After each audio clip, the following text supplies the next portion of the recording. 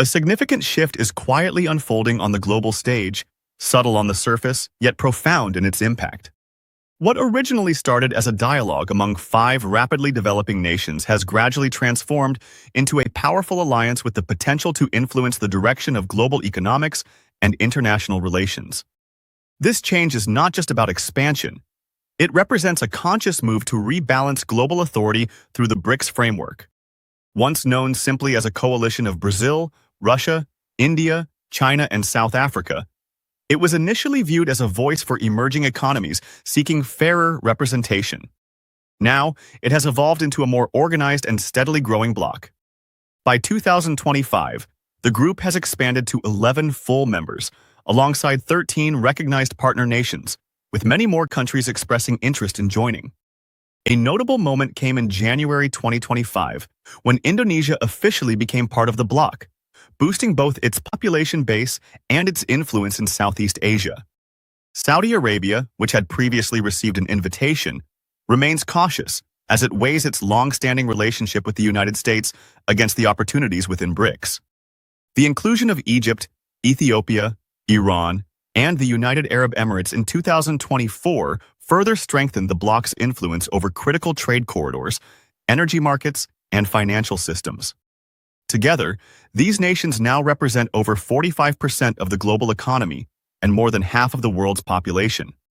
The list of interested countries continues to grow, with nations like Bahrain, Kuwait, Malaysia, Turkey, Vietnam, Belarus, and Mexico either applying or seriously considering membership. For oil-rich Gulf states, joining offers a path toward diversifying financial systems and reducing dependence on the US dollar. Mexico sees an opportunity to connect Latin America more closely with this emerging network, while Belarus views it as a step toward deeper alignment with a rising alternative global order. A key driver behind BRICS's momentum is its push for financial autonomy. The new development bank, since its creation, has distributed nearly $32 billion in funding for infrastructure and development, often using local currencies instead of relying on traditional Western financial institutions. The 2025 summit held in Rio de Janeiro marked a turning point.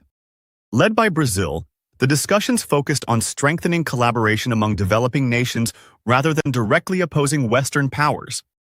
Although China's President Xi Jinping did not attend physically and Russia's President Vladimir Putin joined virtually, the message was clear. BRICS is positioning itself as a major force in shaping the future global order.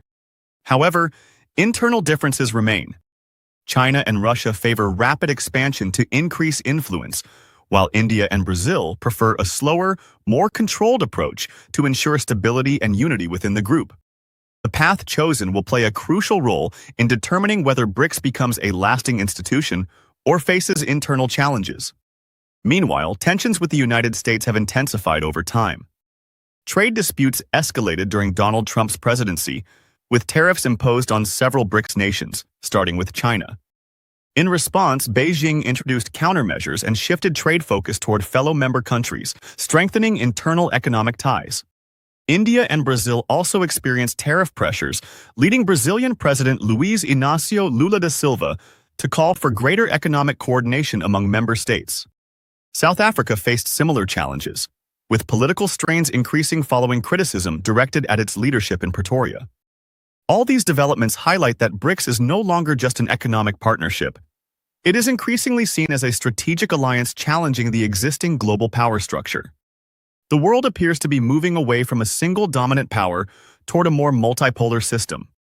This shift is already in progress, and BRICS's influence on the future of global governance will depend on how well it manages its ambitions while maintaining unity. South Africa firmly dismissed external accusations, yet the situation remained tense, especially after reports emerged that a small number of South Africans had been granted special entry waivers to the United States, further straining diplomatic ties. At the same time, Russia, still dealing with the impact of earlier sanctions, avoided further trade restrictions and instead took a leading role in promoting efforts within BRICS to reduce dependence on the US dollar. Vladimir Putin framed the initiative as a defensive move against outside financial pressure, emphasizing the need for member nations to reduce dependence on systems he believes are heavily influenced by the United States. At the core of this shift is the new development bank, which acts as the group's main financial engine. Since it began operations in 2016, the bank has funded nearly 100 projects in infrastructure and energy, committing more than $32 billion. What makes its approach different is the increasing use of local currencies instead of the US dollar for lending. For countries such as Egypt, Indonesia, and Ethiopia, this strategy helps limit risks tied to currency fluctuations and external financial instability, making it an essential tool for maintaining long-term economic balance. The group's momentum grew further when Indonesia officially became a member, raising the total number of participating nations to 10. Brazil, Russia, India, China, South Africa, Indonesia, Egypt, Ethiopia, Iran, and the United Arab Emirates. Every new addition strengthens its global footprint, expanding its reach across key trade routes, political influence zones, and especially energy sectors. This enlargement is not just about numbers. It reflects a broader shift in global power structures.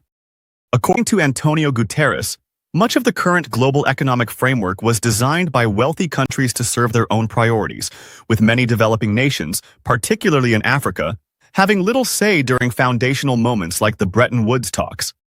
From this angle, the bloc presents itself as a platform for emerging economies to gain stronger representation in global governance. Energy plays a crucial role in shaping the group's growing importance. If Saudi Arabia were to formally join, it would significantly enhance the bloc's strategic position due to its major oil output and leadership role within OPEC. Combined with Russia's export strength and the involvement of the United Arab Emirates and Iran, the alliance could hold notable influence over global energy supply chains. For the United States, this creates a potential challenge, as increasing use of non-dollar currencies in oil trade could slowly weaken one of the foundations of its financial power. Despite its growth, the group's future strength will depend more on unity than size. Its members vary widely in terms of geography, political systems, and economic interests, which can make reaching common ground difficult. External pressures, including trade restrictions, could highlight internal divisions and encourage countries to prioritize their own interests. On the other hand, those same pressures might also push members closer together, speeding up efforts to build alternative financial and trade systems that operate independently of Western institutions.